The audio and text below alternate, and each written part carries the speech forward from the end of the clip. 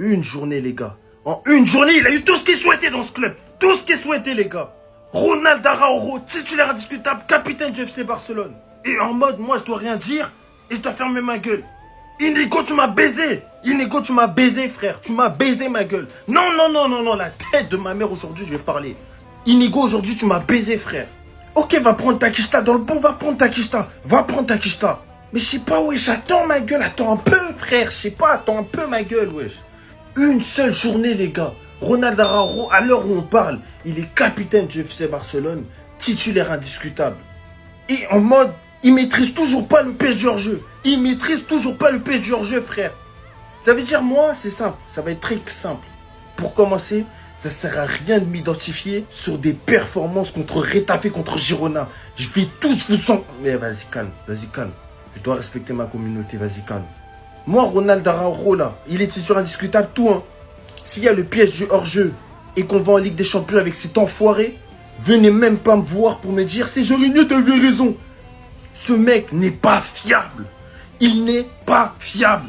Vous vous basez sur son prime qui a eu lieu en 2022, une époque où on jouait la Ligue Europa. Putain. Et de toute façon, je mets trop le cœur dans cette merde, moi. Allez, ça y est, je coupe tout, frère. Je dois partir en vacances. Allez, ça y est.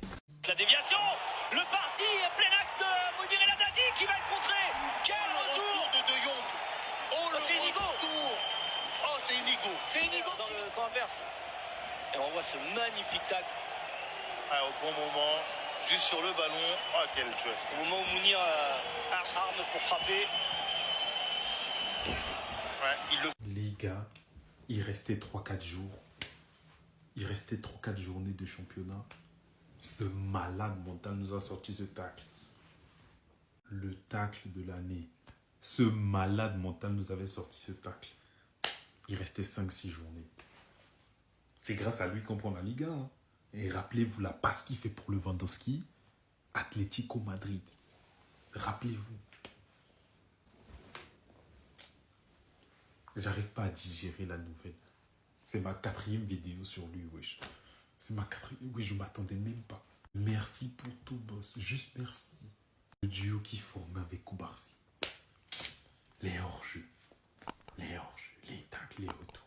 Hey, la direction a du sang sur les mains. Voici une petite liste non exhaustive des joueurs qui auraient mérité d'être dans le top 30 Ballon d'Or, mais qui n'ont pas été malheureusement. Après, voilà, il y a 30 places. Il n'y a pas de place pour tout le monde, malheureusement. Déjà, Barcola, je trouve qu'il mérite plus que Vinicius, déjà. Même si, voilà, il perd sa place de titulaire en fin de saison, à l'instar de Désiré Doué. De plus, même en finale, je pense que s'il marque le but en finale, ça peut un peu changer la donne. Donc, c'est vrai qu'on n'a pas l'image de Barcola sur la fin de saison. C'est notamment sur le début de saison qu'on l'a. Pacho, lui, je trouve que c'est vraiment le gros scandale. Parce que c'est le meilleur central sur la saison. Notamment à LDC. Avant la Coupe du Monde des clubs, il prend même pas de carton. Franchement, lui, je comprends pas pourquoi il n'y est pas. Surtout qu'il n'y a qu'un seul défenseur central au final. Là, je l'aurais mis à la place de Bellingham, lui. Maintenant, si Pacho n'y est pas, Marquinhos ne mérite pas spécialement. William Saliba non plus. Si Pacho n'y est pas déjà. Marcus Thuram aurait pu y être, mais vas-y, l'Inter, en vrai, ils ont rien pris cette saison. Mais vraiment rien. Et il a pas de performance si marquante que ça. Même si, voilà, vous pouvez me dire peut-être le match aller face au Bayern. Mais contrairement à un joueur comme Declan Rice qui n'a rien gagné cette saison, Rice au moins il a la double confrontation face au Real Madrid. Il a été man of the match sur les 2 matchs. Di Marco, voilà, j'aurais pas mis non plus. Bastoni aurait pu y être, mais voilà, c'est pas non plus le scandale du siècle. Pareillement pour Barella. Gabriel sur cette saison, il est peut-être meilleur que Saliba. Malheureusement, il y a eu la blessure en fin de saison qui ne l'a pas aidé. Sinon, clairement, c'est un des meilleurs centrales de Première Ligue sur la saison. En plus, il a le match face au Sporting où il fait la célébration Gyökeres et tout. Julian Alvarez, franchement, je l'aurais pas mis. David Raya, je l'aurais pas mis. Par contre, Ryan Gravenberch, j'aurais mis à la place de McAllister. Du moins, j'aurais favorisé Gravenberch à la place de McAllister. Parce que cette saison, il a été vraiment très étonnant. On a tous été surpris de le voir exceller au poste de 6. D'ailleurs, il a même été meilleur jeune joueur de Première Ligue. Je pense qu'il m'a plus marqué que McAllister sur la saison. Sinon, après, voilà. Le vrai scandale de cette liste, c'est Pacho. D'ailleurs, si je peux pêcher 3 joueurs de cette liste pour les mettre à la place de Haaland, Vinicius et Bellingham, j'aurais pris du coup Pacho, Bradley et Gravenberch. Voilà, les 3. 20 buts, 23 passes D, quadruplé national, pas nommé dans les 30. Un des meilleurs défenseurs de la saison passée, si ce n'est le meilleur, quadruplé, lui aussi, acteur majeur, toujours là où il le faut. Dans tous les grands rendez-vous, il a répondu présent. Tous les attaquants de classe mondiale qui sont passés devant lui, ils ont tous mangé ça. Vous voyez la pointe du coude là? Vous m'enlevez? Ils ont tous mangé ça. Que des coups de coude. Ici. Pas dans les 30. MDR. On voit déjà certains arriver, les gars. On aura beau me dire, oui, la saison n'a pas commencé en 2025, etc. Patati patata, les gars. Les stats sont là, les trophées sont là. À partir du moment où ces deux conditions sont réunies, automatiquement, tu es dans les 30. J'ai vu des mecs dans les 30. Je suis en mode, mais qu'est-ce qu'ils foutent là, en fait? Et pour Pacho, les gars, je sais pas quel argument on peut me sortir, wesh. Je sais pas quel argument on peut me sortir. Tous les attaquants qui sont passés devant lui, il a coudé. C'était l'un des meilleurs défenseurs de la saison, si ce n'est le meilleur. Carrément, cette image, elle en dit long déjà.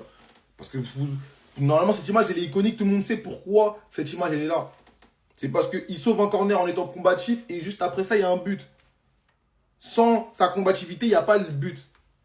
Donc, France Football, en fait, expliquez-nous, on veut comprendre, en fait, comment vous sélectionnez les joueurs. Peut-être vous êtes comme ça au hasard.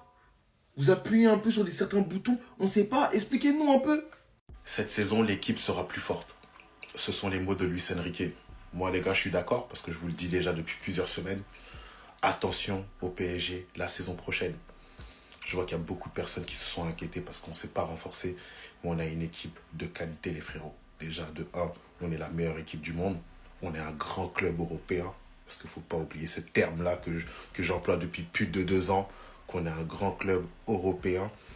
Et surtout, comme je t'ai dit, quand tu gagnes une fois, quand tu rafles tout, ou quasi tout, tu deviens accro. Tout simplement. Là, les joueurs, ils se disent, on a gagné une fois, on a vu ce que ça faisait. L'année prochaine, il faut qu'on fasse la même. Après, ça ne va pas être simple parce que les équipes se sont renforcées. Je pense que l'année prochaine, on va avoir lieu à l'une des Ligues des Champions les plus relevées de l'histoire. Mais il faudra compter sur le Paris Saint-Germain chaque saison. Là, on a eu notre première recrue avec Chevalier. Zabarni, ça va suivre aussi, parce qu'il sera là avant PSG Tottenham. Et après, ouais, directement, mercredi prochain, on a un match très important pour aller choper un 5e titre. La Super Coupe contre Tottenham. Les gars, voilà, on va aller la chercher. Comme j'ai dit, on a mis 9 joueurs sur le Ballon d'Or. Ça montre qu'on est la meilleure équipe du monde cette saison. Et là, si on veut rajouter encore du crédit sur ce Ballon d'Or-là, il faudra aller chercher le 5e titre. Comme ça, il n'y a plus de questions à se poser. Et ça sera un Parisien qui sera Ballon d'Or. Et après, vous savez de qui je parle. Ah ouais, c'est très calme dernièrement. Carrément, les gars, ils ont produit ça. Ils sont pas capables de te sortir un match référence de quelqu'un en devant faire le pressing. Je sais pas si lui, c'est une machine à laver ou c'est une laverie pour faire pressing.